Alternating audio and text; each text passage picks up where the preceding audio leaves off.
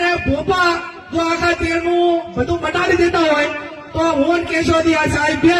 તમે કોઈ ભોપાની બાધા રાખો અને અમે તમારે અહીંયા કોઈ પણ કામ ના કરો અને ચૂંટણીમાં ફોર્મ ભરા દીધા તો ભોપો આવશે તો અમે ભોપા લઈને બે ને ભાઈ તો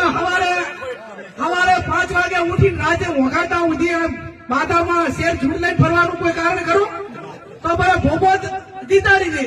એટલે ચાહે ભોપાની વાતરી જે ભોપા હોય માફ કરે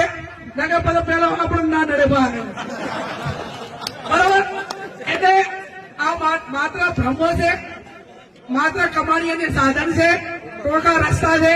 લોકોની માનસિકતા